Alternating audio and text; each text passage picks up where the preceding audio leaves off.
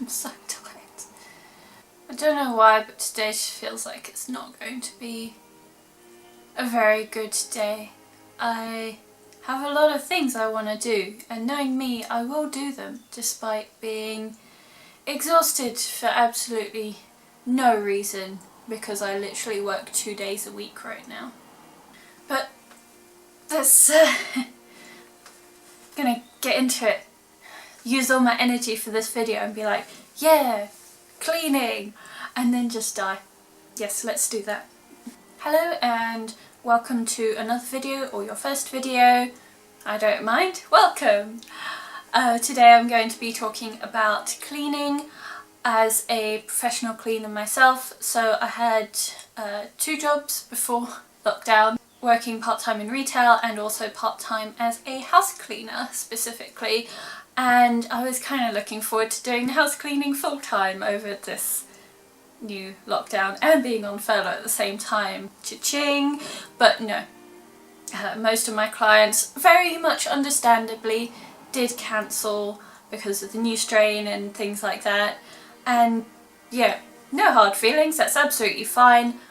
But I have a lot of free time on my hands now, and also I'm sure that a lot of people who did hire cleaners previously are trying to do it themselves now, and I just thought that you could use a few tips and tricks from someone who does it professionally. So this is not one of the 15 tips, but the first thing I would like to say is you deserve a clean home.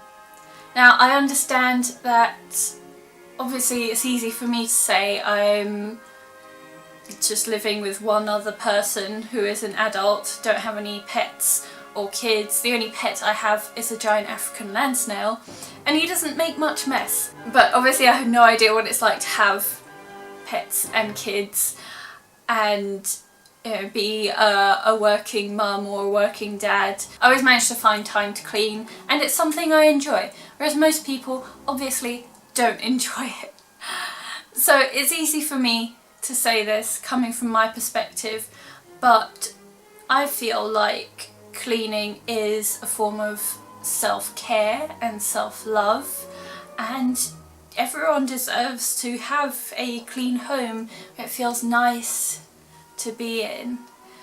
And I feel like although it is difficult for some people, especially at the moment, then hopefully with these tips and tricks it will be a little bit easier, but also with that in mind that you deserve a clean house.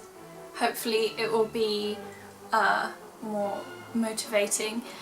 You'll feel more motivated to clean, hopefully. Okay, so unscripted videos, am I right? So my first tip is clean a little bit and often, rather than, you know, once a week or once every 2 weeks doing a massive house clean, which is very stressful and draining. And if you clean a little bit and often, rather than trying to do it all at once, then there's less likely to be a build-up of dirt on certain surfaces, certain areas. One thing that people miss a lot is the top of the extractor fan above the hob. And if it is just wiped clean, maybe just once a week, it makes it so much easier rather than when it gets to that stage where it's just got a caked on layer of grease and dirt and you're scrubbing away and it's just not getting any better. That is a lot more difficult and stressful than just once a week. Wipe that grease and dirt away. Clean. This applies to other things as well. If you leave it for a long time, then the build-up of dirt will get to the point where it's not really possible to clean it anymore. I actually forgot to say that this applies to washing up especially. For instance, I have a sink full of washing up right now, and would it be easier for me to just do it now? Would it be more motivating for me to just do it now? It takes about 3 minutes and then it's done. Or let it build up until the entire kitchen is full of washing up, and then you just look at it, and that is the point at which a lot of people hire a professional cleaner, because they just cannot start. It's difficult to know where to start in that case. So I'm going to go ahead and do the washing up now. Within this video I'm also going to be occasionally sprinkling in some tips for if you are going to hire a professional cleaner. So my first one of those is, yes, we can remove mould. However, if your shower has literally sort of become the mould, or other thing has just become mould, then no, it's not going to happen. As if you clean it a little bit and often, then the mould is less likely to become one with whatever it is you're cleaning. So tip number 2 is a tidy home is easier to clean. That point in and of itself is fairly obvious, but my specific tip for you is to put things into bowls or boxes, and that way, you know, if you're dusting for instance, it's quite easy to just pick it up and dust underneath rather than picking up about 10 separate items, because most people don't want to do that. If you see that there's just like loads of stuff around, then it's very much unmotivating and you are much less likely to go ahead and clean it. Whereas if it's just one thing you need to pick up, wipe underneath, done. That's pretty easy for most people. I'd like to add on to this that if you are hiring a professional cleaner, do not expect us to wipe surfaces or clean surfaces or anything else that is just covered in stuff, because that's not gonna happen. My third point kind of links into the last one, so if you have anything particularly messy, like washing up liquid bottles, salt and pepper grinders, or what's the word for if it's not a grinder, it's just a shaker.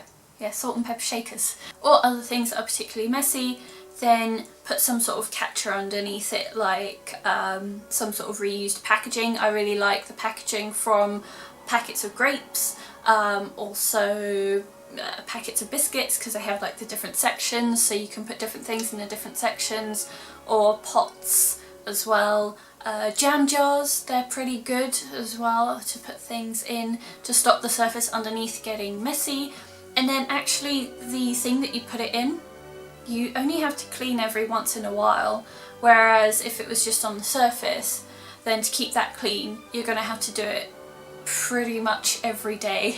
So tip number 4 is more like a reminder, but remember when you're cleaning that it's not just surfaces, sinks, toilets, you know, your standard things. It's not only those that get dirty. Unfortunately, everything in your house gets dirty, so we're talking skirting boards, walls, doors, door handles, cupboards, fridges, all this stuff. It doesn't have to be cleaned regularly, but it is important to remember that it does need to be cleaned occasionally, because again, going back to my other point, if the dirt is left to just build up and build up, then it will become very noticeable first of all, and it will become more difficult to clean. My next point, can't even remember what number we're on, but I'll put it on the screen. So this point relates to the previous point in that it is a lot easier to do this and to clean off little bits of dirt off, you know, radiators or cupboard doors or something like that, if you keep a cloth or sponge in every room. I know that seems a bit extreme, but I find at times when I am very busy, which is not now, that just having a cloth like hanging up by the sink in the bathroom and one just hanging up on the radiator in the living room, it makes it a lot more motivating for me and easier for me, that if I just see something that needs to be wiped down, I can just get that cloth and wipe it, and that's it. It takes me literally 10 seconds to do it, and that way you don't actually ever, well, hardly ever need to actually do a proper clean. Just whenever you see it, whenever you have a spare 10-20 seconds, get that cloth, wipe down, whatever.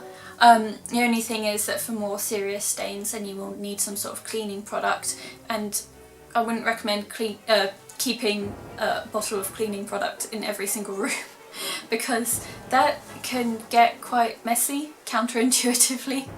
Seems kind of effort. So my next top tip is to save old toothbrushes for scrubbing. This can be a little bit difficult nowadays when most people use electric toothbrushes. I myself don't actually have any old toothbrushes to show you how to use them to scrub things because I transitioned to bamboo toothbrushes a while ago, and now I've just transitioned to my first electric toothbrush. Well, technically second, but first adult electric toothbrush. So I don't actually have any old toothbrushes, but if you do, then it would be a good idea to save those, and then you can use them for various purposes, like around taps on sinks. Then there can be a bit of like limestale or crustiness or dirt build up around the tap itself, so toothbrushes are good for that. My next tip relates to which cleaning products I find the best. So in terms of like your standard cleaning product, basically any antibacterial spray or wipe is good, I think. But in terms of hardcore cleaners, then my personal favourites are Sillet Bang, Viacal and Cif. So these are really good for scrubbing off serious dirt like sinks, bathtubs, toilets, and even some crockery as well. If there's a build-up of dirt on the bottom of a pan, say, then Cif is particularly good for that. In terms of how to use them, then I will insert a video with a demonstration. For demonstration, then I will show you bath and sink. So what I do is spray on the Sillet Bang, which is what I usually use at home, but obviously you can use Viacal instead. I just really don't like the smell of Viacal, actually. It smells way more noxious, I would say, than Sillet Bang. So spray that on and then give it about a minute of sitting there, and then scrub it off with, I wouldn't say a scourer, but like a soft scourer, say like the kind that you get on the back of a kitchen sponge. Scrub it all off, make sure you get into the nooks and crannies, and then the main thing is to wash it completely off with water. Make sure that there is no cleaning product left on whatever it is you're cleaning. And then the last step is to wipe it all off with a cloth. This will prevent streak marks from the water, and then your sink or bathtub or whatever should be lovely and sparkly and smooth.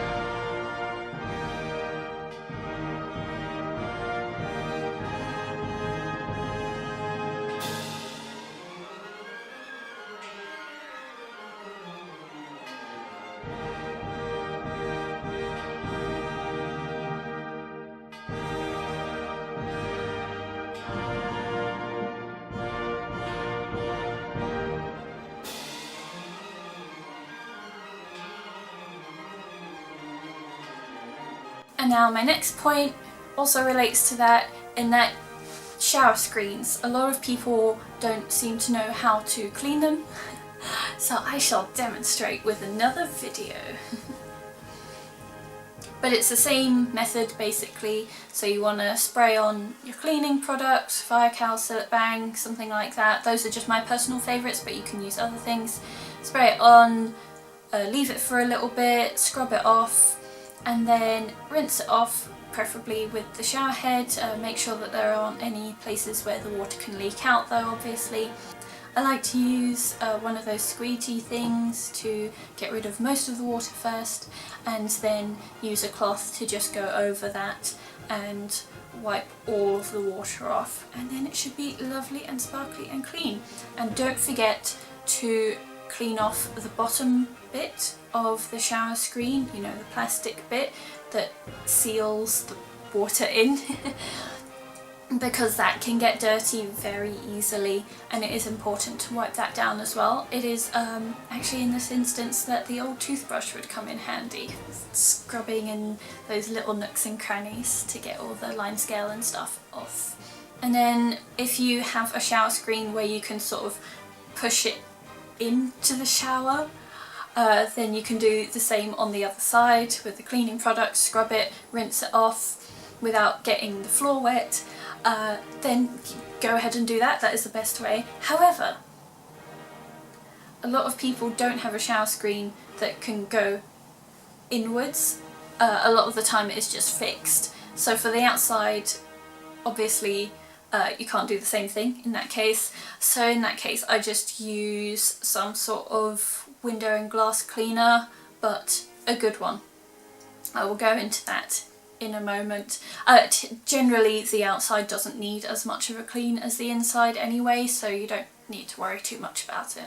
So my next point is about cleaning products again, and that is anti-lime scale toilet cleaner.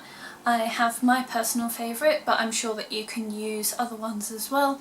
But basically, obviously it's good as a toilet cleaner, but did you know you can use it on many other things? Obviously don't use it on everything, but most places where you get lime scale, it is safe to use. Sinks, bathtubs, showers. I had a client that had blue and yellow lime scale all down her shower, all along the wall that was there before she moved in, and I just put the anti-lime scale toilet cleaner on it, left it for a little bit, made sure it didn't get on anything else that it shouldn't, and then scrubbed it off, and it just came straight off. Just make sure that you clean it off properly, because if it does stay on, then it can stain. I don't think it stains permanently, but I'm not sure on that and I wouldn't want to test it, but it can leave like blue marks, so make sure you scrub it off and rinse it off and then wipe it down completely so it doesn't leave any marks.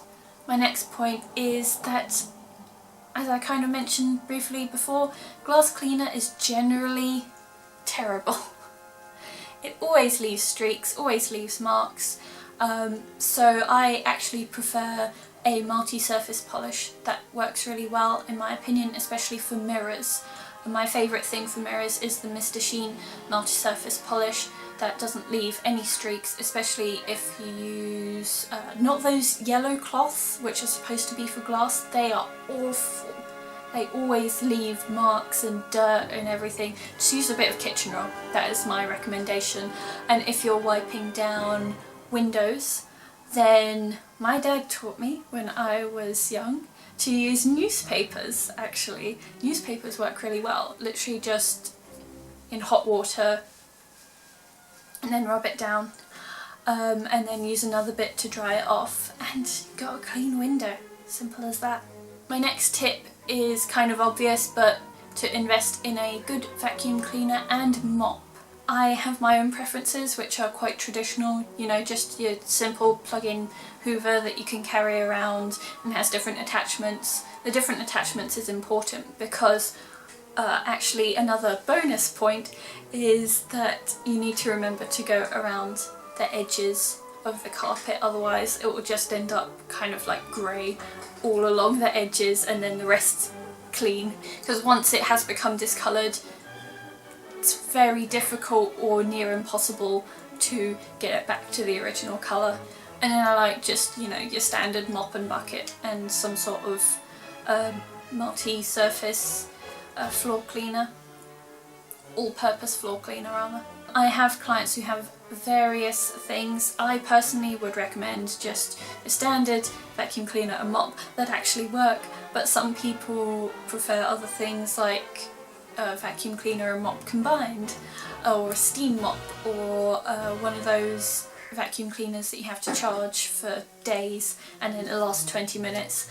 If that is what you prefer, then you do you, but this is just my personal opinion. As an aside, when hiring a cleaner and you have one of those chargeable vacuum cleaners, please make sure it's completely charged before someone gets there. I was going to say before I get there, before the cleaner gets there, I mean. My next tip is stolen from Marie Kondo. I don't agree with a lot of things that she says, however there are lots of things which I do agree with. One tip which I really liked from her, which again is easy for me to say because I don't have children, but I hear that it is a good idea to encourage your children to get involved with the cleaning and the tidying. And you know, from an outside perspective, as someone who doesn't have kids, that seems like a good idea that I would like to try if I do have kids in the future, because it will teach them valuable life skills, responsibility, it will make your life easier as well. So like if you try and make cleaning and tidying fun, then apparently that works, but I don't actually know. It's worth trying anyway. I feel like when I was a kid, then I started cooking meals for my family when I was like 10, and I know a lot of other people who did as well, and they're very responsible adults now who can look after themselves. I'm very confident in looking after myself as an adult because I basically did when I was a child as well. I mean, obviously my dad looked after me, but I contributed to the household and I felt good about it as well. I really liked contributing because, you know, I was living there for free and he was doing most things, he was working really hard and I could see that, so I wanted to help in any way that I could. Okay, so the last two tips are just about when you hire a cleaner, and the first one of those is when hiring a cleaner, please be honest about the state of your home. That sounds really rude, but like it really, the quote that they give you will really depend on the cleanliness of your home and how often you clean. And your cleaner will not judge you. I don't judge other people who I clean for. You're literally paying me to clean, so I have seen some pretty bad houses and flats, so honestly if there's a few things lying around or you can only manage to clean once a week or once every 2 weeks, it's really not that bad. I've seen so much worse and I'm sure that your cleaner will have as well. They will not judge you. Please just be honest with them about how often you would usually clean or how often it was cleaned by someone else before and to what level. And the second point adding on to that is that when hiring a cleaner, please tell them what your priorities are, like what parts of the house, what rooms, what things are your priority or what you would like them to focus on. Because, you know, some people have different priorities and if you want them to clean your whole house within 2 hours, then that's not going to happen. They're not going to be able to do every single room and every single thing that needs to be done. So tell them what to focus on and then they will go through that list. And then at the end of the 2 hours, whatever they've done, they've done.